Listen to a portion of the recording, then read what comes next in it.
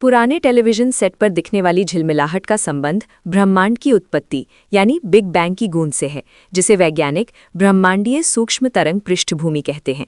दशकों तक इसे एक समान माना गया, लेकिन प्लैंक उपग्रह द्वारा बनाए गए नक्शे में एक विशाल और रहस्यमय ठंडा क्षेत्र मिला, जिसे कोल्ड स्पॉट कहा जाता है।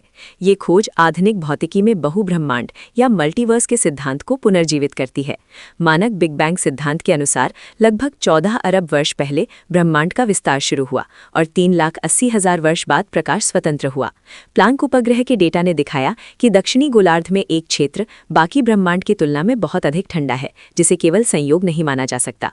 बहुब्रह्मांड का विचार अनंत स्फीति सिद्धांत से आता है, जिसके अनुसार विस्तार कभी पूरी तरह नहीं रुकता और अनगिनत बुलबुले जैसे ब्रह्मांड बनते हैं।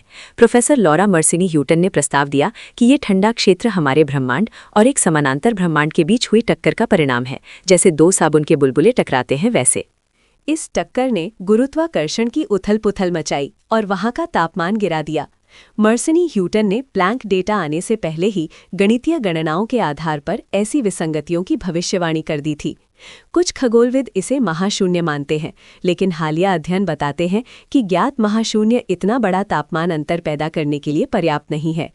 इसके अलावा डेटा में बुराई की धुरी नामक एक अजीब झुकाव भी मिला है, जो कोपरनिकस के सिद्धांत के विपरीत ब्रह्मांड की संरचना में एक खास दिशा का संकेत देता है। ये संभवतः बाहरी ब्रह्मांडों की गुरुत्वाकर्षण खिंचाव का परिणाम हो सकता है। ये सिद्धांत हमारे अस्तित्व को एक विशाल ढांचे का छोटा हिस्सा बताकर दार्शनिक प्रश्न खड़े करता है। भविष्य में साइमन्स ऑब्जर्वेटरी जैसे मिशन ध्रुवीकरण का अध्ययन कर इस टक्कर के ठोस सबूत प्रदान कर सकते हैं। फिलहाल विज्ञान इस चौराहे पर है, जहां वो ठंडा धब्बा हमें बता रहा है कि हम अकेले नहीं हैं और ब्रह्मांड हमारी कल्पना से कहीं अधिक विचित्र है।